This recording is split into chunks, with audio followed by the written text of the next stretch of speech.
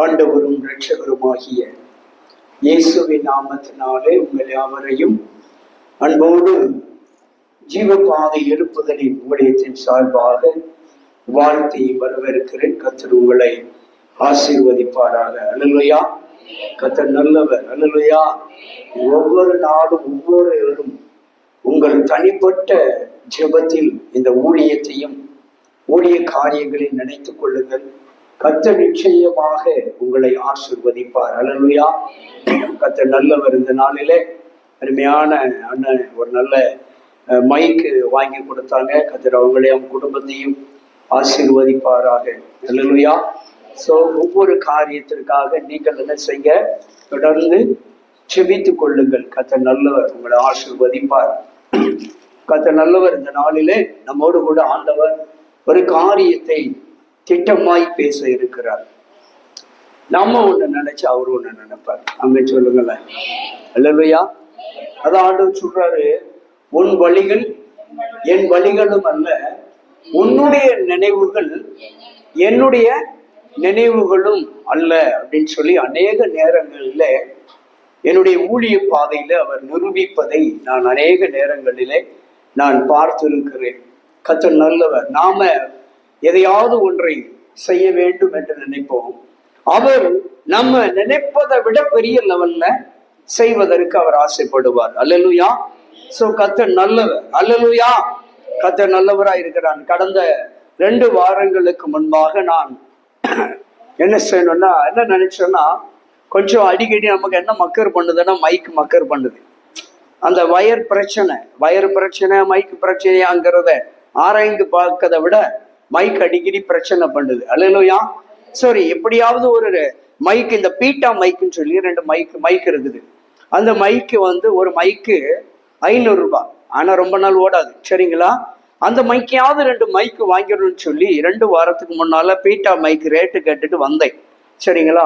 ஆனா கர்த்தர் நல்லவர். ஸ்தோத்திரம். நீ என்னடா நினைக்கிறது, நீ 500 ரூபாய்க்கு மைக்கு நினைக்கிற, நான் அதை விட பெருசா செய்யறேன்னு சொல்லி என்ன பண்ணிட்டாரு, அண்ணன் உள்ளத்துல பேசி கர்த்தர் வாங்கி கொடுத்துட்டாரு. அல்லேலூயா. சோ கர்த்தர் நல்லவர். ஆண்டவர் நம்ம நினைப்பதை விட பெரிய காரியங்களை செய்கிற தேவன். நிச்சயமாக இதை போல நான் அடிக்கடி சொல்றேன், நீங்க ஜெபம் பண்ணுங்க. உங்க ஜெபத்தை ஆண்டவர் கேட்பார். அல்லேலூயா. ஆண்டவர் நம்முடைய ஜெபத்தை கேட்கிறவர். அல்லேலூயா. கர்த்தருக்காக நம்ம எதை விதைத்தாலும் அதற்குரிய பலனை 30ஆக 60ஆக 100ஆக நிச்சயமாக அறுவடை செய்ய முடியும். அல்லேலூயா. கர்த்தருக்காக நீங்களும் சரி நானும் சரி எதை விதைத்தாலும் அதற்குரிய பலனை நிச்சயமாக ஆண்டவர் பன்மடங்கு திருப்பி கொடுக்கிறார். அல்லேலூயா. நாம ஆண்டவருக்கு கிள்ளி கொடுத்தோம்னா ஆண்டவர் நமக்கு எப்படி கொடுக்கிறாரா, அள்ளி கொடுக்கிற தேவனாய் இருக்கிறார். அல்லேலூயா. சோ கர்த்தர் நல்லவர். இந்த நாளிலே ஆண்டவருக்காக நம்ம வைராக்கியம் பாராட்டுகிற பொழுது, ஆண்டவர் சமூகத்திலே காத்திருக்கிற பொழுது, ஆண்டவரை நோக்கி பார்க்கிற பொழுது, ஆண்டவர் நம்முடைய ஜெபத்திற்கு பதில் கொடுக்கிறவராயிருக்கிறார். அல்லேலூயா. நம்முடைய வேண்டுதலுக்கு அவர் நிச்சயமாக பதிலை கொடுத்து நமக்கு ஆதரவாய் நம்ம கூட இருக்கிறவராகவே இருக்கிறார். அல்லேலூயா. சோ கர்த்தர் நல்லவர். இந்த நாட்களிலே அநேக குடும்பங்கள் நிலைநிறுத்தப்பட வேண்டும் என்றால், அநேக குடும்பங்கள் நிலைநிறுத்தப்படுவதற்கு, அநேக சபைகள் கட்டப்படுவதற்கு, இப்படி அநேக பிள்ளைகளுடைய வாழ்க்கை கட்டமைக்கப்படுவதற்கு முக்கியமான ஒரு தேவை என்னவென்றால் புத்தி. அல்லேலூயா. இன்னைக்கு இந்த புத்தி என்ற தலைப்புல தான் நம்ம என்ன செய்ய போறோம், பேச போறோம். கர்த்தர் நல்லவர். அல்லேலூயா. ஆமா, ஆண்டவர் நல்லவர். நான் என்ன நினைச்சேன், மல்கியா தீர்க்க தரிசன புஸ்தகத்துல ஒரு வசனத்தை எடுத்து உட்கார்ந்துட்டு இருக்கிறேன். என்னன்னா, ஆண்டவரை நோக்கி கெஞ்சுங்கள் அப்படிங்கிற தலைப்புல மல்கியா புஸ்தகத்தை எடுத்து வச்சிருந்தேன். ஆனா ஆண்டவர் என்ன சொல்றாரு, இன்னைக்கு அதல்ல, இன்னைக்கு என் பிள்ளைகளுக்கு என்ன தேவை அப்படின்னா, குடும்பம் கட்டமைக்கப்படணும், ஊழியம் கட்டமைக்கப்படணும், ஒருவருடைய தனிப்பட்ட வாழ்க்கை கட்டமைக்கப்படணும். அப்படின்னா எது ரொம்ப தேவை அப்படின்னா புத்தி ரொம்ப தேவை. அல்லேலூயா. எது ஷார்ப்பா இருக்கணும் அப்படின்னா புத்தி ரொம்ப ஷார்ப்பா இருக்கணும். என்ன அப்படின்னா, கத்தி அதிகமாய் தீட்டப்பட்டதான் அது எப்படி இருக்கும், ஷார்ப்பா இருக்கும். அப்போ அது பதமா இருந்தா தான் சுலபமாய் ஒரு காரியத்தை அதை கொண்டு நம்ம செய்யும் செய்து முடிக்க முடியும். அல்லேலூயா. ஒரு ஸ்தோத்திரம். அதை தான் வேதத்தில் கூட சொல்லப்பட்டிருக்கிறது. ஸ்தோத்திரம். ஒரு இரும்பு ஆயுதம் மழுங்கலாய் இருக்க அதை ஒருவன் பிரயோகம் பண்ணினால் தன் பலனையெல்லாம் என்ன செய்ய வேண்டியிருக்கும்? பயன்படுத்த வேண்டியிருக்கும் சொல்லி வேதம் சொல்லுகிறது. அப்படி என்றால் ஒரு ஆயுதம் மழுங்காமல் இருக்க வேண்டும் என்றால் அது தீட்டப்பட்ட ஒரு நிலைப்பாடு இருக்க வேண்டும். அல்லேலூயா. ஒரு ஆயுதம் நன்றாக தீட்டப்பட்டால் மாத்திரம்தான் அது பதத்தோடு இருக்கும், ரொம்ப ஷார்ப்பா இருக்கும். அதை கொண்டு நம்ம சீக்கிரமாக ஒரு காரியத்தை என்ன செய்யலாம்? அது காய்கறி வெட்டுறதா இருக்கட்டும், இல்ல ஒரு மரம் வெட்டுறதா இருக்கட்டும், ஒரு கத்தியை கொண்டு எதை செய்ய வேண்டும் என்று தீர்மானிக்கிறோம் அதை கொண்டு என்ன செய்து விடலாம்? சீக்கிரமாக சுலபமாக செய்து முடித்து விடலாம். அல்லேலூயா. அதே போலதாங்க நம்ம ஒரு காரியத்தை சுலபமாய் செய்ய வேண்டும் என்றால், ஒரு காரியத்தை சுலபமாய் சாதிக்க வேண்டும் என்றால், ஒரு குடும்பத்தை சுலபமாய் கட்டி அமைக்க வேண்டும் என்றால், ஒரு ஊழியம் சரியாய் கட்டமைக்கப்பட வேண்டும் என்றால் அதற்கு மிக மிக என்ன தேவை என்றால் புத்தி மிக அவசியம். அல்லேலூயா. ஒவ்வொரு மனிதனுக்கும் ஒவ்வொரு மனுஷிக்கும் என்ன அதிகமாய் தேவை என்றால் புத்தி கூர்மை ரொம்ப அவசியம். அல்லேலூயா. புத்தி கூர்மை ரொம்ப அவசியம். புத்தியோடு நம்ம செயல்பட்டோம் என்றால், புத்தி கூர்மை நமக்கு சரியாக இருக்குமானால், புத்தி கூர்மையை நம்ம சரியாக பயன்படுத்துவோம் என்றால் நிச்சயமாக ஒரு வீட்டை ஒரு குடும்பத்தை கட்டமைக்க முடியும். அல்லேலூயா. சரி, ஆண்டவர் அப்படி என்ன சொல்லுகிறார் பார்ப்போமா? புத்தியை சம்பாதிக்கிறதுனால, புத்தியை தீட்டுவதனால, புத்தியை நாம் பயன்படுத்துவதனால என்ன செய்ய முடியும், எதை சாதிக்க முடியும் என்று சில காரியங்களை மாத்திரம் நாம் பார்த்து கடந்து செல்லலாம். சரி, அதற்கு ஒப்பீடாக ஒரு வசனத்தை எடுப்போம். நீதிமொழிகளின் புஸ்தகம் 4ஆம் அதிகாரத்திலே 7வது வசனத்தை தொடங்கி வாசிப்போம். ஞானமே முக்கியம், ஞானத்தை சம்பாரி, எண்ணத்தை நீ சம்பாதித்தாலும், இந்த உலகத்திலே நீங்கள் என்ன ஐஸ்வர்யங்களை, என்ன விதமான பொன் பொருளை, பணங்களை சம்பாதித்தாலும், என்னத்தை சம்பாதிக்கணுமோ அதை காட்டிலும் புத்தியை சம்பாதித்துக் கொள்ள வேண்டும் என்று ஆண்டவர் சுட்டி காட்டுகிறார். அல்லேலூயா. எதற்காகவென்றால், நாம் இந்த உலகத்தில் எவைகளையெல்லாம் சம்பாதித்து வைத்துக் கொண்டிருக்கிறோமோ, சம்பாதித்து சேர்த்து வைத்திருக்கிறோமோ, அவைகளை எல்லாம் நேர்த்தியாக அதை அனுபவிப்பதற்கு, அதை காத்து கொள்ளுவதற்கு, அதை சரியாக பயன்படுத்துவதற்கு, அதை சரியாக செலவிடுவதற்கு என்ன தேவை என்றால் ஞானம் மற்றும் புத்தி என்று சொல்லுகிறார். ஒரு மனிதனுக்கு புத்தி இல்லை என்று சொன்னால் அடிக்கடி சொல்லுவாங்க, ஐயோ நான் என்னத்தை கடன் கொடுத்துட்டேன், புத்திய கடன் கொடுத்துட்டேன்னு சொல்லுவாங்க. பாத்திருக்கீங்களா? எதை கடன் கொடுத்துட்டேன்? காசை கடன் கொடுத்துட்டேன்னு சொல்லல, பணத்தை கடன் கொடுத்துட்டேன், இடத்தை கடன் கொடுத்துட்டேன் அப்படின்னு சொல்லல.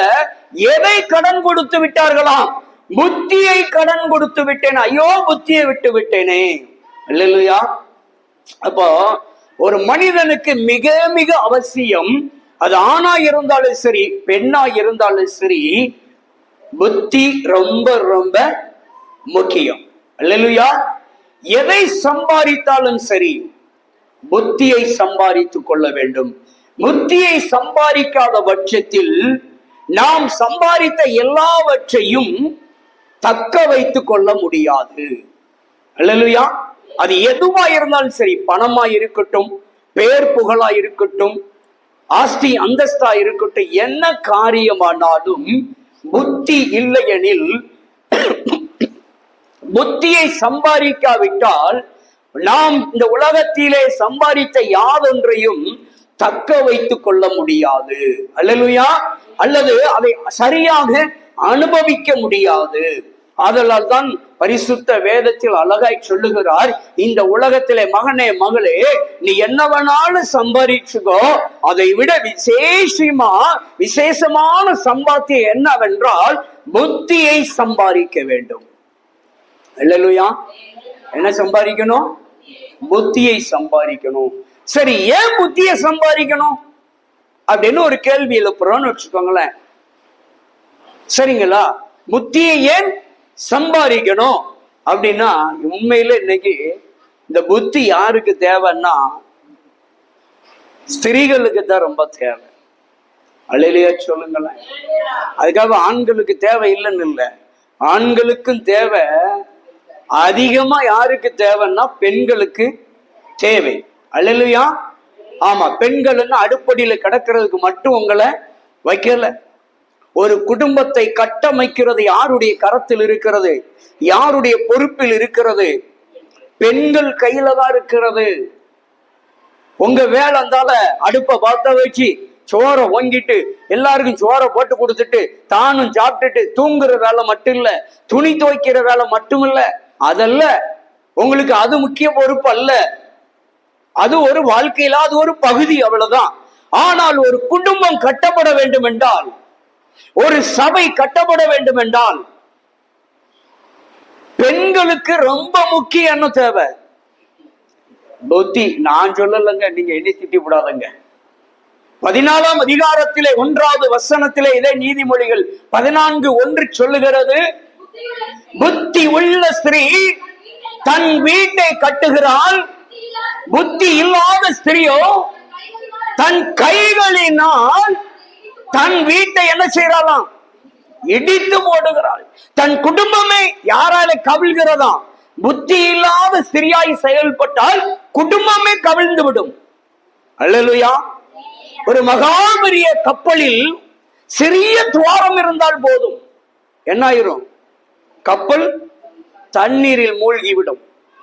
சரி, அவ்வளவு பெரிய கப்பல்ல சிறிய துவாரம் இருந்தா முங்கையா செய்யும் அப்படின்னு நினைக்கலாம். சிறிது சிறிதாய் சிறிது சிறிதாய் அதற்குள்ளே தண்ணி உள்ள வந்து என்ன செஞ்சிடும்? சீக்கிரத்துல மூழ்கக்கூடிய ஒரு அபாய நிலைக்கு தள்ளப்பட்டு விடும். அதே போலதாங்க, எண்ணத்தை சம்பாதித்தாலும் புத்தியை சம்பாதிக்கலன்னு வச்சுக்கோங்களேன், ஒரு மகாபெரிய கப்பலுக்குள்ள ஒரு துவாரம் இருந்ததுக்கு அர்த்தமாய் மாறிவிடும். எந்த நேரத்தில உங்களுடைய காரியத்தில உங்கள் குடும்பத்தில அபாயகரமான ஒரு நிலைமை வரும் என்று யாருக்கும் தெரியாது. புத்தியை சம்பாதித்துக் கொள்ள வேண்டும். அல்லேலூயா. அப்ப அந்த துவாரம் என்னாகும்? சிறிது சிறிதியாய் தண்ணியை என்ன செஞ்சிரும்? உள்ளே அனுமதித்து விடும். அதே போலதான் புத்தி இல்லாத ஒரு மனுஷன், புத்தி இல்லாத ஒரு மனுஷன் இருப்பானாகில் அவனுடைய வாழ்க்கையில ஏதாவது பிரச்சனைகள் கொஞ்சம் கொஞ்சம் கொஞ்சமா உள்ள என்ன செஞ்சிரும்? பெருக்கெடுத்து கடைசியில கப்பல் முங்கின மாதிரி குடும்பம் முங்கிரும், வாழ்க்கை மூழ்கி போகும், எல்லாமே ஸ்பாயில் ஆயிரும். அல்லேலூயா. அல்லேலூயா. அப்ப என்ன தேவை? ரொம்ப ரொம்ப புத்தி தேவை. நீங்க எல்லாம் பாக்குறத பார்த்தா அப்ப ஆம்பளைக்கு எல்லாம் புத்தி வேண்டாமா அப்படின்ன மாதிரியே இருக்கு எனக்கு. அல்லேலூயா. 2 பேருக்குமே வேணுங்க. முக்கியமா யாருக்குத்தான் தேவைன்னு பைபிள் சொல்லுது? ஸ்திரீகள். வீட்டை கட்டமைக்கிறது யாருதான்? வீட்டினுடைய நிர்வாகம் யாரு கையில தான் இருக்கு? ஆமா. அல்லேலூயா.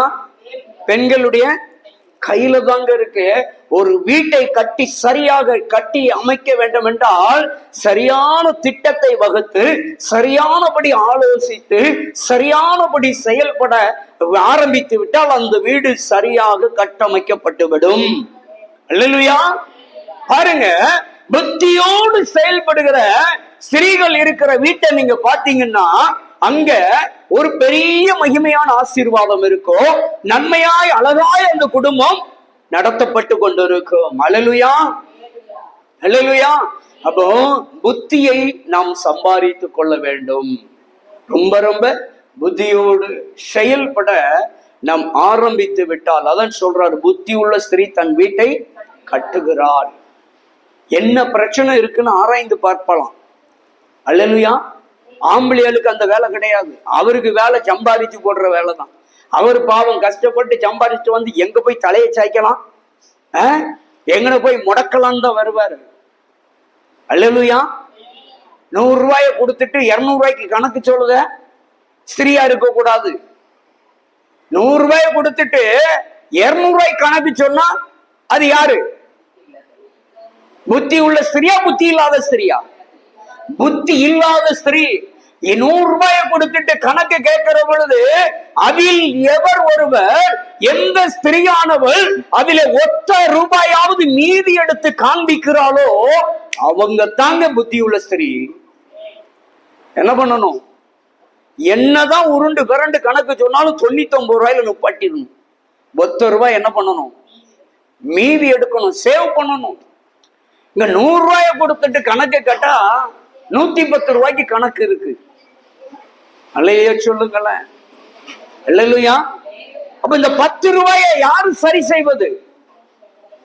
இந்த 10 ரூபாயை எப்படி சரி செய்வது? யோசித்து பாருங்க.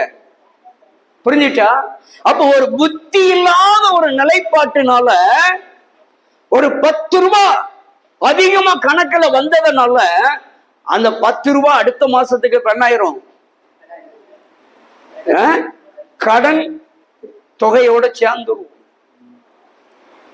10 100க்கு நீங்க கணக்கு எடுத்து பாருங்க, எவ்வளவு சேர்ந்துருப்ப.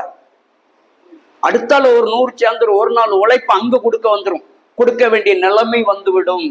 ஒரு 10 100ஐ கணக்கில் நீங்கள் கூட்டிக் கொண்டே போனால் ஒரு நாள் என்ன வந்துவிடும் என்றால், நீங்கள் வெறுமையாய் நிற்கத்தக்கதாய் உங்களை தள்ளத்தக்க இடத்திலே அந்த 100 ரூபாயை கடன் அடைக்க வேண்டிய நிலைமைக்கு தள்ளப்படுவீர்கள்.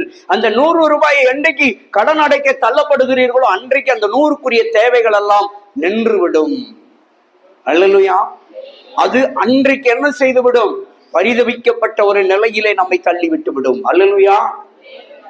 கடன் வாங்குவது பிரச்சனை கிடையாது. கடன் வாங்குறது இயல்புதான். சூழ்நிலை நிமித்தமாக கடன் வாங்குறோம், அதுல மாற்று கருத்து கிடையாது.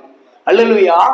ஆனால் கடன் வாங்குற பொழுதே அந்த கடனை அடைப்பதற்குரிய நிர்வாகம் நமக்கிட்ட இருக்கிறதா, அதற்குரிய நிர்வாகத்தின் வழியை உருவாக்கக்கூடிய திட்டம் நம்மிடத்தில் இருக்கிறதா என்று பார்த்து கடன் வாங்க வேண்டும். அல்லேலூயா சொல்லுங்களேன். இதுதான் புத்தியோடு செயல்படுகிற விதம். நல்லா புரிஞ்சுக்கோங்க. பெண்கள் நினைச்சா, நான் இப்பவும் சொல்றேன், நான் சொல்றேங்கிறத விட பைபிள் சொல்லுது, அதான் புத்தி உள்ள ஸ்திரீ தான் வீட்டை கட்டுகிறாங்க. நிறைய ஸ்திரீகள் இருக்கிறாங்க, 10 ரூபா கொடுத்தா 7 ரூபா செலவு பண்ணிட்டு 3 ரூபா கடுகு டப்பால ஒளிச்சு வைக்கிற ஸ்திரீ இருக்கிறாங்க. மிச்சம் வைத்து ஏதாவது ஒரு இடத்துல மீதி வைத்திருக்கிறவர்கள். அதுதான் புத்தி உள்ள ஸ்திரீக்கு அடையாளம். 10 ரூபாயில 3 ரூபாய் ஷேவிங் பண்றாங்க பாருங்க. இன்னும் சில நபர் இருக்கிறாங்க, அக்கா வீட்டுல போய் குழம்பு வாங்கி சாப்பிட்டு இன்னைக்கு குழம்ப மிச்சப்படுத்திடலாம். 10 ரூபாயில 5 ரூபாய் சேவ் பண்ற ஆட்களும் இருக்கிறாங்க. ஞானம். அல்லேலூயா சொல்லுங்களேன். புத்தி உள்ள ஸ்திரீ தான் ஒரு வீட்டை கட்டி எழுப்ப முடியுமா? புத்தியோடு செயல்படக்கூடிய அந்த நிலைப்பாடு நாம் இருக்குமானால் நம்முடைய குடும்பம் சரியாக கட்டமைக்கப்பட்டுவிடும். அல்லேலூயா. எல்லா காரியத்திலும் எதை எப்படி செய்ய வேண்டும், யாருக்கு என்னென்ன செய்ய வேண்டும் என்ற அந்த நிலைப்பாடை வீட்டு குடும்ப தலைவி ஒரு சரியான நிலைப்பாடோடு தீர்மானித்து செயல்பட்டால் அவள் தான் புத்தி உள்ள ஸ்திரீ. அல்லேலூயா. அல்லேலூயா.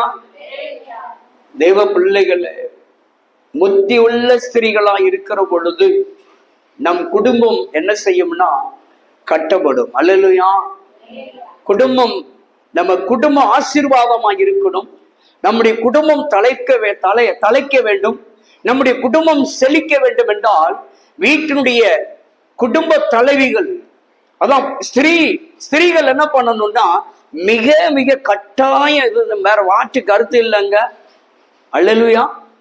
கட்டாயம் குடும்ப தலைவி பொறுப்பாய் இருந்துதான் ஆக வேண்டும்.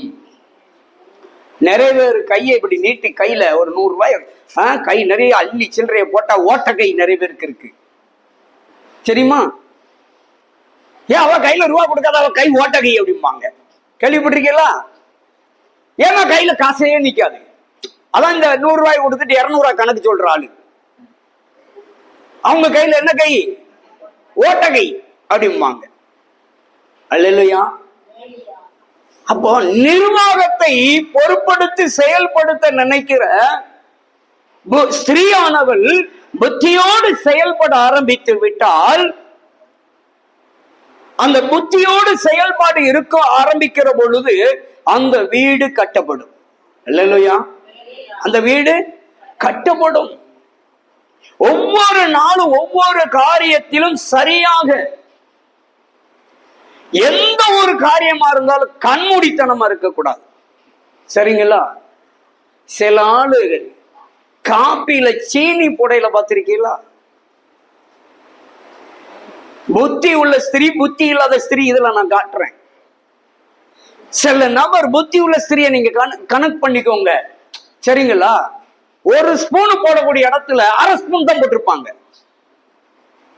அரை ஸ்பூனை போட்டுட்டு தேவை இருந்தா வாங்கி கொடுட்டும். கேட்டுக்கோங்க, கவனமா இருங்க. அரை ஸ்பூன் போட்டு காப்பியை கொடுத்துருவாங்க. சரியா? அப்ப அரை ஸ்பூன் இப்ப என்ன ஆகுது? மீதி ஆகுது. செல்லவங்க இருக்காங்க, கண்ணை போத்திட்டு அள்ளி போடுது ஆளு இருக்கு. சீனியில, காப்பியில சீனிய கண்ணை போத்திட்டு அள்ளி போடுது ஆட்கள் இருக்காங்க. இப்ப இங்க சீனி சேவ் ஆகுமா? ஆகாது. கண்ணை போத்திட்டு போடக்கூடாது. அதுதான் அந்த பொறுப்பு உணர்ந்து செயல்படுகிற விதம். நீங்க நினைக்கீங்க ஒரு கப், ஒரு ஸ்பூன் சீனியில என்ன போயிட்டு, ஒரு டீஸ்பூன் சீனியில என்ன கட்டு போயிட்டு அப்படின்னு நீங்க நினைக்கிறீங்க. வேதம் கற்றுக் கொடுக்கிறது உங்களுக்கு எனக்கும், புத்தி உள்ளவன் கணக்கு பார்க்க கடவன். எப்படி கணக்கு பார்க்கிறது? ஒரு ஸ்பூன்ல எண்ணெயா போயிட்டு, இப்ப உங்க கணக்குப்படியா நான் வர்றேன். சரியா? எத்தனை நேரம் டீ போடுறீங்க வீட்டுல? சரி, ஒரு நேரமே வச்சு விடும். காலையில டெய்லி காபி போடுறீங்க. சரியா? ஒரு ஸ்பூன் போட வேண்டிய இடத்துல கண்ணை ஊத்திட்டு 2 ஸ்பூன் போடுறீங்க. மாசத்துக்கு எத்தனை நாள்? 30 நாள். 30 நாளைக்கு எத்தனை ஸ்பூன் இருக்குங்க? 30 ஸ்பூன் டீ சீனி அதிகமாகுதா? புரிஞ்சிட்டீங்களா? அதிகமா எக்ஸஸா நீங்க போட்டிருக்கீங்க. அதே இடத்துல அப்போ அதிகமா தேவைப்படும். அப்ப அதிகமாய் போட்டதுனால அந்த மாதத்துக்கு 30 ஸ்பூன் டீஸ்பூன் சீனி அதிகமாய் தேவைப்படுகிறது. கொள்முதல் பண்ண வேண்டிய நிலைமைக்கு நம்ம தள்ளப்படுகிறோம். அல்லேலூயா. அதே இடத்துல சரியா போடுறவங்க இருக்காங்க. சரியாவும் போடுவாங்க, இல்ல குறைத்து போட்டு சரி பண்றவங்கன்னு வச்சுக்கிடுங்க. சரியாவே போட்டு வைத்துக்கூடும். ஒவ்வொரு நாளும் சரியா ஒரு ஸ்பூன் போட்டா மாசத்துல 30 ஸ்பூன் தான். அவங்க அதிகமான கொள்முதல் பண்ண வேண்டிய இடத்துக்கு அவங்க என்ன செய்ய மாட்டாங்க? தள்ளப்பட மாட்டாங்க. அவங்க கொடுக்கப்பட்ட பட்ஜெட்ல கரெக்டா இருப்பாங்க. இந்த மாசத்துக்கு 30 டீஸ்பூன் சீனி தான் வேணும்னா 30 டீஸ்பூன் கரெக்டா இருக்கும். அல்லேலூயா சொல்லுங்கல்ல. அதான் வாழ்க்கை என்பது கண்மூடித்தனமான வாழ்க்கை இருக்கக்கூடாது. நிதானமற்ற வாழ்க்கையா இருக்கக்கூடாது. சிந்திக்கணும், செயல்படணும். பழமொழி சொல்லுவாங்க, ஆத்துல போட்டாலும் எப்படி போடணுமா? ஆத்துலதான் எவ்வளவு போட்டாலும் வாங்கி கொடுமை. அப்படிதானே? ஆத்துல எவ்வளவு போட்டாலும் அது பாட்டுல வாங்கி கொடுங்கறதுக்காக அள்ளி போட முடியுமா? இல்ல. அதான் பழமொழி வச்சா, ஆத்துல போட்டாலும் அளந்து போடுன்னா. அல்லேலூயா.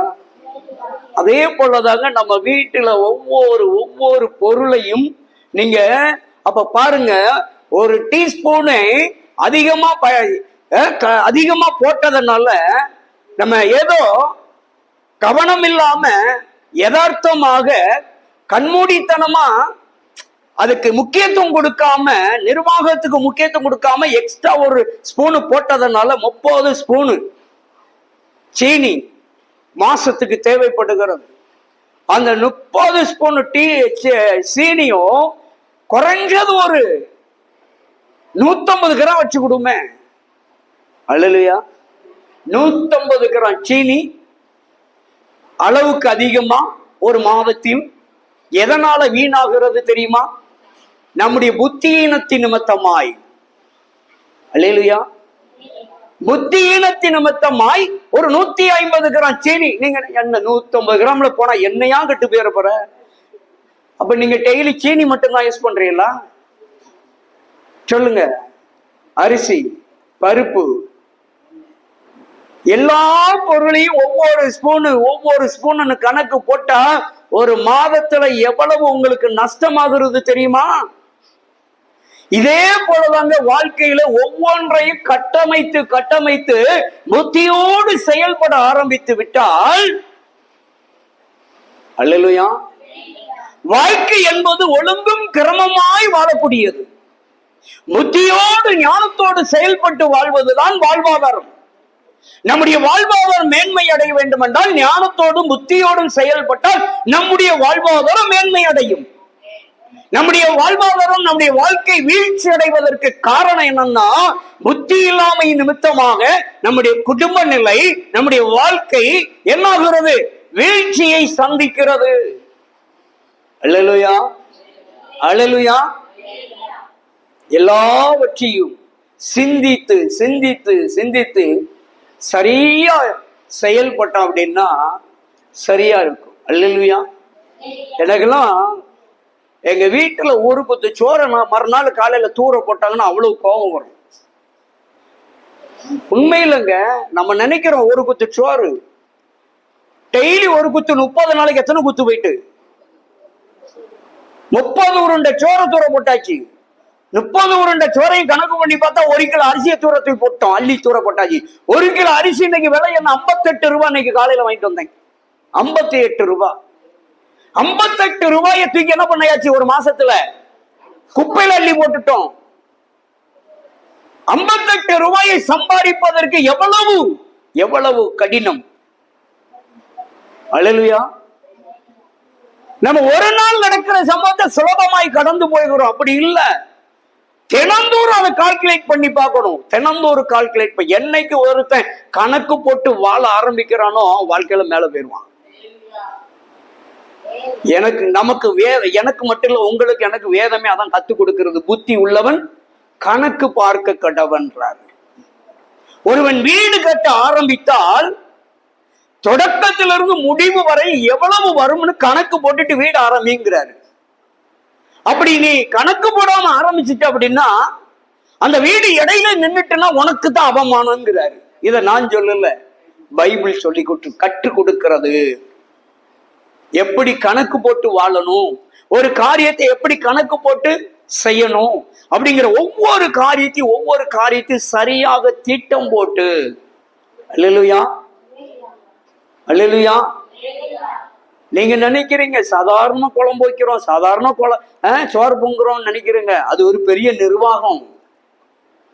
உங்க பொருளாதாரத்தை நிர்ணயம் பண்ணுகிற இடத்துல யாரை கொண்டு வச்சிருக்கிறார் கடவுளு? ஸ்திரீகள் இடத்துலதான் உங்களுடைய குடும்பம் கட்டப்படுவதற்கு கையில யார் கையில தான் ஒப்படைக்கப்பட்டிருக்கு? ஸ்திரீகள் கையில. ஒரு பெண்ணு நினைச்சா ஒரு குடும்பத்தை அப்படி தூக்கி நிறுத்த முடியும். ஒரு பெண்ணு நினைச்சா குப்பை மேடாவும் ஆக்கிடலாம். அதான் சினிமாவில் பாடுவார்கள், ஆவதும் பெண்ணாலே அழிவதும் பெண்ணாலே என்று எடுத்தார்கள். அல்லேலூயா. ரொம்ப கவனம். கட்டமைப்பு ரொம்ப அவசியம். குடும்பத்தினுடைய கட்டமைப்பு மிக அவசியம். ஒவ்வொரு காரியத்தை சரியாக புத்தியோடு செயல்பட்டால். கன்னிகைகளை குறித்து நம்ம பார்க்கிறோம். 5 கன்னிகைகள், புத்தி உள்ள கன்னிகைகள், 5 கன்னிகைகள் புத்தி இல்லாத கன்னிகைகள் என்று பார்க்கிறோம். மணவாளனுடைய வருகைக்காக 10 கன்னிகைகள் காத்திருக்கிறார்கள். மணவாளன் எப்பொழுது வருவார் என்று யாருக்கும் தெரியாது. 10 கன்னிகைகளும் தயாரா படுத்து கிடக்கிறாங்க, தூங்கிட்டு இருக்கிறாங்க. அதுல ஒரு 5 கன்னிகைகள் தயாராக ஆயத்தமாக இருக்கிறாங்க. 5 கன்னிகைகளும் அவர்களை போல இன்னொரு 5 கன்னிகைகளும் அவர்களோட தூங்கி கொண்டிருக்கிறாங்க. அல்லேலூயா. ஆனால் மணவாளன் வந்த உடனே புத்தி உள்ள ஸ்திரீகள் அவரோடு சென்றார்கள். புத்தி இல்லாத ஸ்திரீகள் எழுந்தார்கள். மணவாளன் வருகிற பொழுது அவர்களிடத்தில் என்னது இல்லாம போய்விட்டது? எண்ணெய் ஆயத்தப்படாமல் வந்து விட்டார்கள், எண்ணெயை ஆயத்தப்படுத்தாமல் வந்து விட்டார்கள். அவர்களுக்கு தெரியும் மணவாளன் வருகிற பொழுது தீவட்டியை கொளுத்தி வெளிச்சத்தோடு பிரவேசிக்க வேண்டும் என்று தெரிந்துதான் வந்திருக்கிறார்கள். அதற்கு என்ன தேவை என்று அவர்களுக்கு நன்றாக தெரியும். அப்போ தீவட்டி இருக்குது, தீவட்டிக்கு என்ன தேவை? எண்ணெய் ரொம்ப அவசியமா இருக்கிறது என்பது அவர்களுக்கு தெரிந்திருந்தும் என்ன செய்தாங்க? கவனக்குறைவாக தூங்கிக் கொண்டிருக்கிறார்கள். ஒன்று கவனக்குறைவாக இருக்கலாம், அல்லது நிர்விசாரமா இருக்கலாம். வரட்டும் பார்த்துக்கலாம். அல்லேலூயா. நீ அள்ளி போடுமா சீனிய, வரட்டும் பார்த்துக்கலாம், மாச கடைசியில பார்த்துக்கலாம். நீ சோறு அள்ளி தூர போடுமா, அது பாட்டுல நான் சோறு மத்தியானம் பொங்கி சுட சுட சாப்பிட்டுக்கலாம், இப்ப கஞ்சி தூக்கி தூர ஊத்து. அல்லேலூயா சொல்லுங்க. கஞ்சி தூக்கி தூர ஊத்து, அது மாச கடைசியில பார்க்கலாம், பார்த்துக்கிடலாம். அல்லேலூயா, அல்லேலூயா. நம்ம நினைக்கிறோம் ஒரே ஒரு அரிசி இருக்கு பாருங்க, ஒரு அரிசி. அந்த ஒரு அரிசி அப்படி உள்ளங்கையில வச்சுட்டு அதை பார்த்தீங்கன்னு வச்சுக்கோங்களேன், அதுல என்ன தெரியும் உங்களுக்கு? என்ன தெரியும் தெரியுமா? அதை பார்த்தீங்கன்னா அதுல விவசாயி தெரிவாரு, அதை கொண்டு வந்து வித்த வியாபாரி தெரிவாரு, அதுல எத்தனை பேருடைய உழைப்பு உள்ள இருக்கு தெரியுமா? அதை விளைய வைத்த தேவன் தெரிவாரு.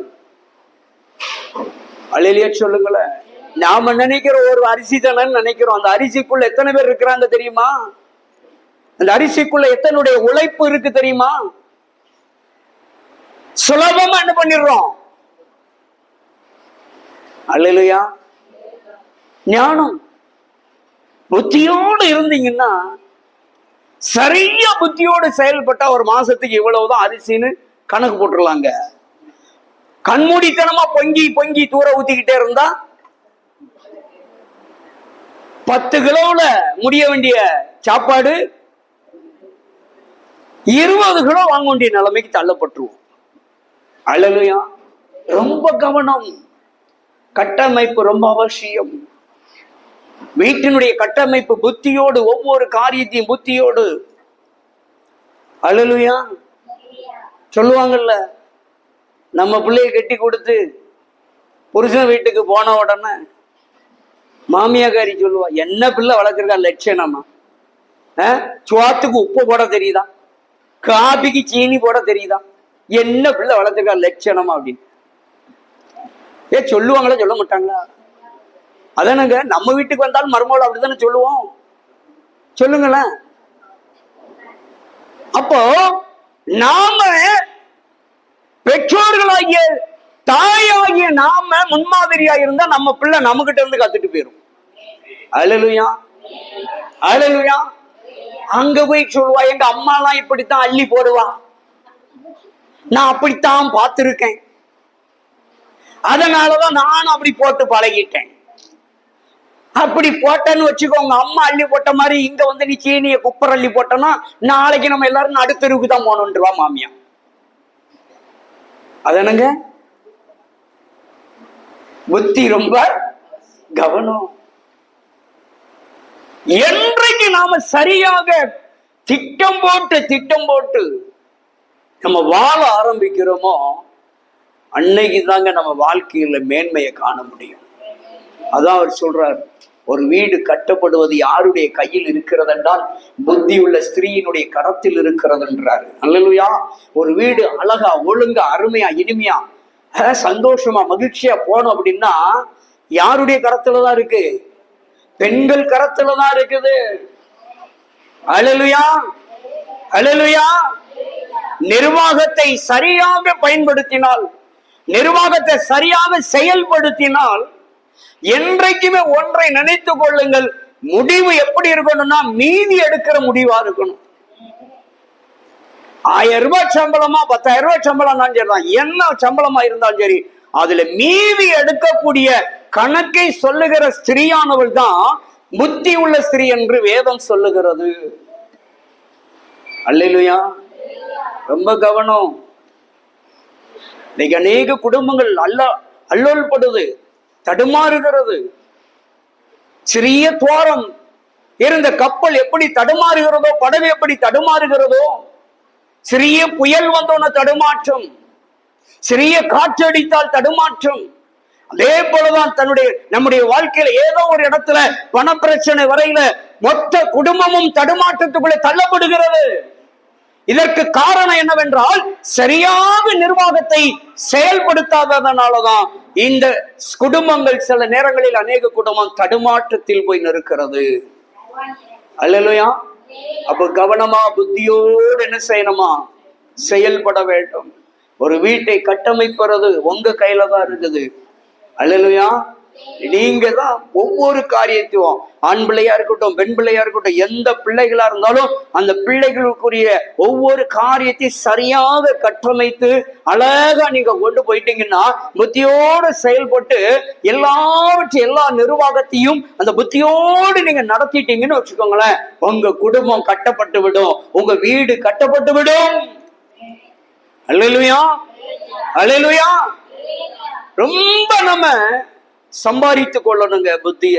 அதான் சொல்லுவாங்க, சில ஆளுக்கு சொல்லி கொடுப்பாங்க, எம்மா அப்படி செய்யுமா, எம்மா இப்படி செய்யுமா, ஐயா அதை செய்யம்மா, ஐயா இதை செய்யாதன்னு சொல்லுவாங்க. நம்மளுக்கு கேட்பாங்க? சொல்லுங்க, கேட்க மாட்டாங்க. சரி, அவங்களாவது செய்வாங்க, செய்ய மாட்டாங்க. இதுக்கு பேரு தான் சொல் புத்தியும் இல்லாதவன், சுய புத்தியும் இல்லாதவன் அர்த்தம். சொல் புத்தியும் கேட்க மாட்டான், சுய புத்தியோட செயல்பட மாட்டான். அல்லேலூயா. அவனுக்கு பேரு பைபிள் சொல்லுது, நான் சொல்லல, என்ன சொல்லிடாதுங்க, சரியா? பைபிள் சொல்லுது அவனுக்கு பேரு புத்தி ஈனன். புத்தி ஈனன், புத்தியில கேடு கட்டவன் அர்த்தம்.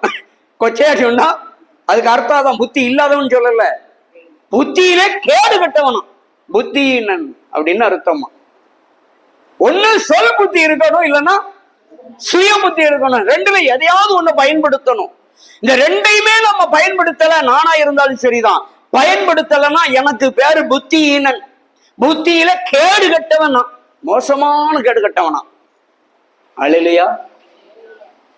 அப்ப புத்தியோடு செயல்படணுமா வேண்டாமா? நிச்சயமா செயல்பாடு புத்தியோடு இருக்கணும். புத்தியுள்ள ஸ்திரீ தான் வீட்டை, அதான் வேதம் கற்றுக் கொடுக்கிறது. 1 பேதுரு 5வது அதிகாரம் 8வது வசனம் சொல்லுகிறது. 1 பேதுரு 4வது அதிகாரம் 7வது வசனம் சொல்லுகிறது. வாசிங்க பாப்போம். எல்லாவற்றுக்கும் முடிவு சமீபமாயிருக்கிறது. ஆகையால் எப்படி இருக்கணுமாங்க? எங்க புத்தியில எப்படி புத்தி வேணுமா? தெளிந்து இருக்கணுமா? அப்படி தெளிச்சு இருக்கணுமா புத்தி. அப்போ நம்ம புத்தியிலும் கலக்கம் இருக்கு புழுக்க. அல்லேலூயா, அல்லேலூயா. என்ன புத்தியா? தெளிந்த புத்தி. புத்தி உள்ள ஸ்திரீ தன் வீட்டை கட்ட வேண்டும் என்றால் அந்த புத்திக்கு எப்படிப்பட்ட, அந்த ஸ்திரீக்கு எப்படிப்பட்ட புத்தி இருக்கணுமா? தெளிந்த புத்தி உள்ளவர்களாய். அல்லேலூயா. வடிகட்டுன, அல்லேலூயா, வடிகட்டி எடுப்பாங்க தெரியுமா? அப்படி ஒரு பியூரா சுத்தமான புத்தி. அல்லேலூயா. தெளிந்த புத்தி. அல்லேலூயா. சொல்லுங்களேன், எனக்கு தெளிந்த புத்தி வேணும். உங்களுக்கு மட்டும் இல்லைங்க, எனக்கு சேர்த்து தாங்க. அல்லேலூயா. ஆமென் சொல்லுங்களேன். அவர் சொல்றாரு, முடிவு சமீபமா இருக்கிறது, தெளிந்த புத்தி உள்ளவர்களாய் இருங்க.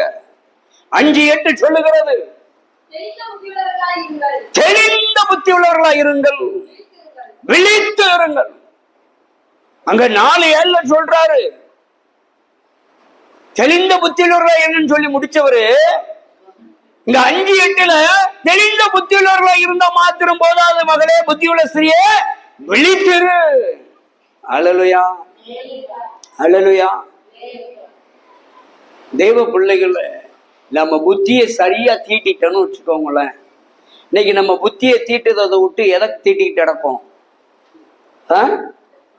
கத்தியை தீட்டிட்டு இருக்கோம், ஆயுதத்தை தீட்டிட்டு இருக்கோம். பயல போ, அங்க போ, கரண்டியை தூக்கி எரிஞ்சு விடுவேன். அல்லேலூயா, அல்லேலூயா. இப்படி ஏதோ ஒன்று நாம தீட்ட வேண்டியதை தீட்டாம தீட்டக்கூடாதவைகளை தீட்டிக் கொண்டிருக்கிறோம். தீட்ட வேண்டிய முக்கியமான காரியத்தை தீட்டுவதை விட்டு விடுகிறோம். அல்லேலூயா. புத்தியை சரியாக தீட்டி பதமாய் வைத்தோம் என்றால், தெளிந்த புத்தியாளர்களாய் இருந்தால் நாம குடும்பத்தை கட்டி காக்க முடியும், குடும்பத்தை கட்டி எழுப்ப முடியும். இன்னும் ஒரு படி சொல்றேன். நீங்க தெளிந்த புத்தியுள்ளவர்களாய் இருந்தால், தெளிந்த புத்தி உள்ள ஸ்திரீகளாய் இருந்தால், விழுந்து போன நொறுங்கி போன குடும்பத்தை மறுபடியும் கட்டி எழுப்ப முடியும், மறுபடியும் தூக்கி நிறுத்தவும் முடியுங்க உங்களால. அல்லேலூயா, அல்லேலூயா. அதனாலதான் ஸ்திரீகள் தான் இயேசு கிறிஸ்து சிலுவை சுமந்துட்டு போவையில ஆண்கள் அழுதாங்க. அவர்கிட்ட போய் ஹோன்னு ஒப்பாரி வச்சாங்களா யாராவது? இல்ல, எல்லாரும் விலகி நின்னான். பெண்கள் மட்டும் கிட்ட போய் என்ன செஞ்சாங்க? தாரை தாரையாய் கண்ணீர் வடித்து அழுதார்கள். ஓ என்று ஒப்பாரி வைத்து அழுதார்கள். அப்ப அந்த ஸ்திரீகளை பார்த்து ஆண்டவர் சொல்றார், ஸ்திரீயே எனக்கு அழாத, உனக்காகவும் உங்கள் பிள்ளைகளுக்காகவும் அழுங்கள் அப்படின்னு அழகா சொல்லி கொடுத்தாரு. ஸ்திரீகளுக்கு சொல்லி கொடுக்கிறாரு. அப்ப அவருக்கு தெரிஞ்சிருக்கு, ஒரு வீட்டை கட்டமைக்கணும், ஒரு குடும்பத்தை கட்டமைக்கணும், ஒரு நிர்வாகத்தை கட்டமைக்கணும்னா யாரு கையில தான் இருக்குங்கிறத புரிஞ்சுக்கிட்டாரு. எப்பா உன் பிள்ளை சரியா இருக்கணும், உன் மகா சரியா இருக்கணும், உன் குடும்பம் சரியா இருக்கணும் அப்படின்னா, ஸ்திரீயே நீ உனக்காகவும் வீட்டுக்காகவும் கண்ணீர் சிந்து. நீ சரியாய் புத்தியோட செயல்பட்டனா உன் குடும்பத்தை சரியாய் வழி நடத்தலாம். விழுந்து நொறுங்கி இனி எழுந்திருக்க வாய்ப்பே இல்லைன்னு சொல்லி இருக்க எத்தனையோ குடும்பங்களை மறுபடியும் கட்டி எழுப்பி தூக்குனது. இன்னைக்கு நீங்க வரலாற்றை எடுத்து புரட்டி பார்த்தீங்கன்னா, அநேகருடைய சாதனைக்கு பின்னால யாரு இருப்பார்கள் என்றால் ஸ்திரீகள் தான், பெண்கள் தான் இருப்பாங்க.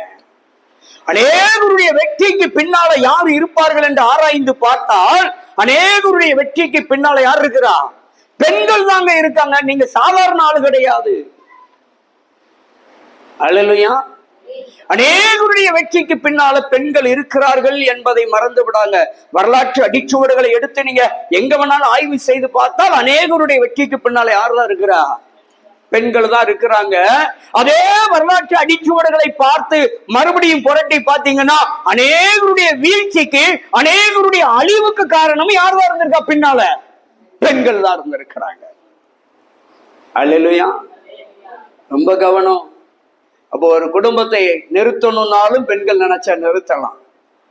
ஒரு குடும்பத்தை தரமட்டமாக்கணும்னாலும் பெண்கள் தரமட்டமாக்கிடலாம். அல்லேலூயா, அல்லேலூயா. தேவ பிள்ளைகளே, இன்னைக்கு இதுதான் வாழ்க்கையில ஆண்டவர் நமக்கு கற்றுக் கொடுக்கிறார். நம்ம எந்த அளவுக்கு புத்தியோடு செயல்படுவோமோ, எந்த அளவுக்கு புத்தியுள்ள ஸ்திரீகளாய் இருந்து நம்முடைய குடும்பத்தில கட்டமைப்பை ஏற்படுத்துகிறோமோ, நிர்வாக திறமைகளை உருவாக்கி கொள்ளுகிறோமோ, அந்த அளவுக்கு நம்முடைய குடும்பம், நம்முடைய பிள்ளைகள் கட்டப்படுவார்கள். அல்லேலூயா. புத்தியுள்ள காரியத்தை மட்டும்தான் பேசி இருக்கிறேன்.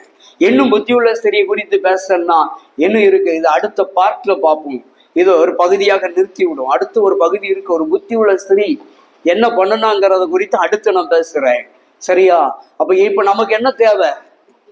ரொம்ப புத்தி. வீட்டுல போய் நம்ம கத்தி தீட்டுறதை விட்டுருங்க. எதை தீட்ட ஆரம்பிங்க?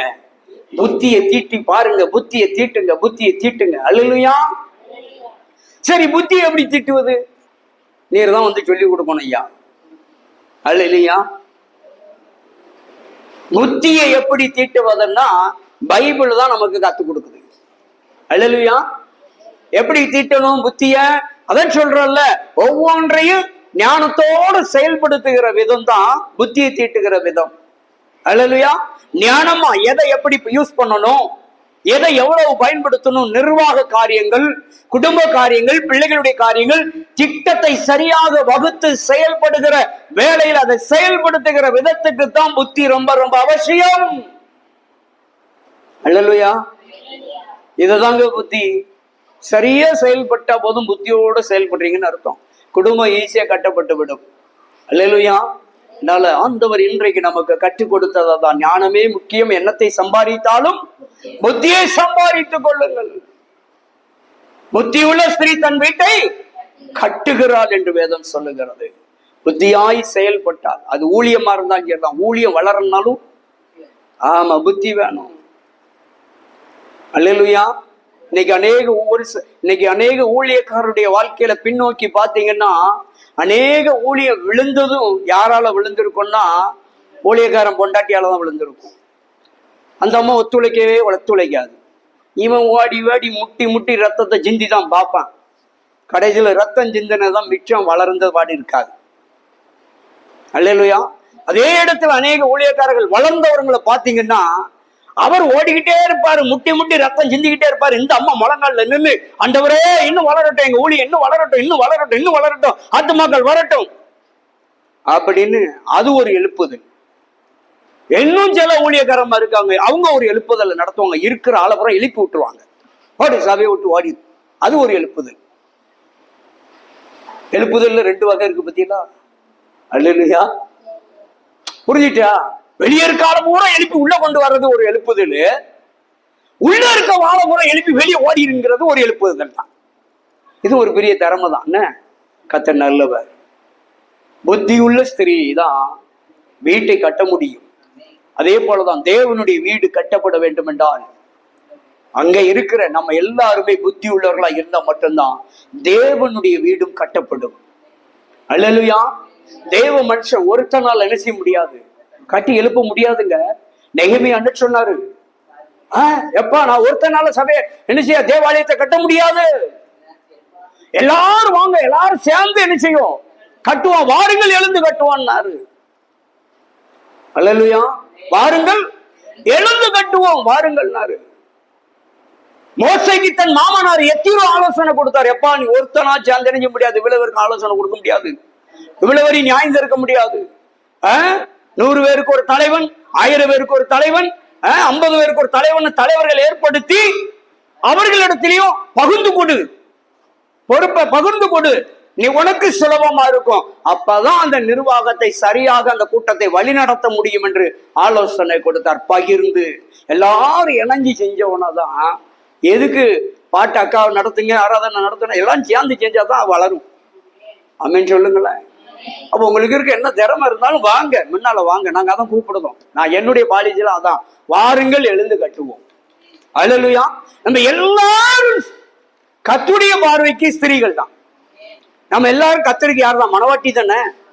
அல்லேலூயா. அப்ப அவருடைய வீட்டை கட்ட வேண்டும் என்றால், அவருடைய வீடு கட்டப்பட வேண்டும் என்றால், நீங்களும் நானும் தேவனுடைய ஆலயத்தில் புத்தியுள்ள ஸ்திரீகளாக இருப்போம் என்றால், இங்க அவருடைய ஊழியம் கட்டப்படும், அவருடைய வீடு கட்டப்படும். பெண்கள் எங்கெங்கெல்லாம் சபைகளில கூடி ஆராதிக்க ஆரம்பிக்கிறார்களோ, கூடி ஜெபிக்க ஆரம்பிக்கிறார்களோ, அந்த சபைகள் எல்லாம் எழுப்புதல் இருக்குங்க. நான் பார்த்த வகையில சொல்றேன், பெண்கள் கூடி ஜெபிக்க சபைகள் எந்த சபையா இருந்தாலும் பாருங்க, அந்த சபை வளர்ந்திருக்கு.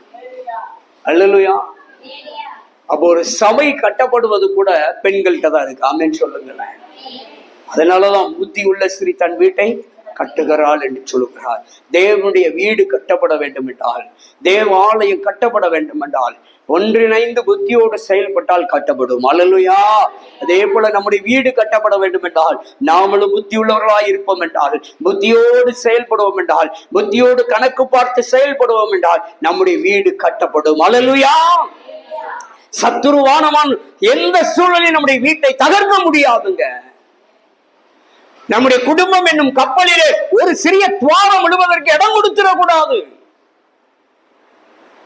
நம்முடைய வீடு என்னும் படகினில ஒரு சிறிய துவாரம் விழுவதற்கு இடம் கொடுத்துட்டா முங்கிரும். அப்புறம் அம்மாடினாலும் முடியாது, ஐயானாலும் முடியாது. முங்குனதுக்கு அப்புறம் என்ன செய்ய முடியும்? அல்லேலூயா. முங்குவதற்கு முன்பாக புத்தியோடு செயல்பட்டு அந்த துவாரத்தை அடைப்பதற்கு, இல்ல அந்த துவாரம் வராமல் இருப்பதற்கு காத்து கொள்ள வேண்டும். அதுதான் புத்தியோடு செயல்படுகிற ஒரு விதம். வீடு கட்டப்படுவதற்கு மிக அவசியம் என்ன தேவைப்படுகிறது? புத்தி தேவைப்படுகிறது. எண்ணத்தை சம்பாதித்தாலும் நீங்களும் நான் என்னத்தை சம்பாதித்துக் கொள்ளணும்? புத்தியை சம்பாதித்துக் கொள்ளணும். அப்படி எல்லாரும் கண்களை மூடும். ஸ்தோத்திரம். கிருபையும் இரக்கமும் நிறைந்த பரிசுத்தமான பரலோக பிதாவே, இந்த நல்ல வேளையில் எங்களோடு பேசினீங்கப்பா. நாங்கள் எங்கள் புத்தியை கூர்மையாக்க முடியாது, எங்கள் புத்தி மழுங்கி இல்லாதபடிக்கு கூர்மையாக இருக்கத்தக்கதாய் புத்தியோடு செயல்பட, உலகத்தில எண்ணத்தை ஐஸ்வர்யங்களை பொன் பொருளையும் ஆண்டவரே எண்ணத்தை மாளிகளை சம்பாதித்தாலும் அவைகளெல்லாம் அனுபவிக்க, அவைகளெல்லாம் தக்க வைத்துக் கொள்ள வேண்டும் என்றால் அதற்கு முக்கியமாய் தேவை புத்தி. ஆண்டவரே, எண்ணத்தை இந்த உலகத்திலே சம்பாதித்தாலும் சம்பாதிக்க வேண்டிய முக்கியமான ஒன்று புத்தி என்று வேதம் சொல்லுகிறதப்பா. புத்தியை நாங்கள் சம்பாதித்துக் கொள்ள வேண்டும். எதற்காக என்றால் எங்கள் வீடு, எங்கள் ஊழியம் கட்டப்பட வேண்டும் என்றால் புத்தி எங்களுக்கு வேண்டும் ஆண்டவரே. அந்த புத்தியில் எப்படிப்பட்ட புத்தி என்றால் தெளிந்த புத்தி எங்களுக்கு வேண்டும் ஆண்டவரே. சாதாரண புத்தி அல்ல, தெளிந்த புத்தி உள்ளவர்களாய் நாங்கள் செயல்பட்டு எங்கள் ஊழியத்தையும் ஆண்டவரே எங்களுடைய நிர்வாகத்தையும் எங்கள் பிள்ளைகளையும் எங்கள் குடும்பத்தையும் கட்டி எழுப்புவதற்கு ஆண்டவரே எங்களுக்கு புத்தியை தாரும். நாங்கள் புத்தியை சம்பாதித்துக் கொள்வதற்கு எங்களுக்கு ஞானம் ரொம்ப அவசியம் ஆண்டவரே. ஞானம் இருந்தால் நாங்கள் புத்தியை சம்பாதித்துக் கொள்ள வேண்டும். ஏனென்றால் அந்த வசனம் சொல்லுகிறது, ஆண்டவரே நீதிமொழிகள் 4:7 சொல்லுகிறது, ஞானமே முக்கியம் என்று சொல்லப்பட்டிருக்கிறது. நாங்கள் ஞானத்தின் நிமித்தமாக புத்தியை சம்பாதித்துக் கொள்ள வேண்டும் ஐயா. புத்தியை சம்பாதித்துக் கொண்டு அந்த புத்தியிலே நாங்கள் தெரிந்த புத்தியுள்ளவர்களாய் செயல்பட்டு குடும்பத்தை கட்டி எழுப்ப, ஊழியத்தை கட்டி காக்க கர்த்தர் அனுக்கிரகம் பாராட்டுவீராக. உதவி செய்யுங்கப்பா. கொடுத்த எல்லா ஆலோசனைகளுக்காய் ஸ்தோத்திரம். நாங்கள் புத்தியோடு செயல்பட்டு மணவாளனுடைய வருகைக்கு ஆண்டவரே புத்தி உள்ள கன்னிகைகளைப் போல ஆயத்தமாயிருந்து செயல்பட உதவி செய்யுங்க. இயேசுவின் நாமத்தில் ஜெபிக்கிறோம் நல்ல பிதாவே, ஆமென்.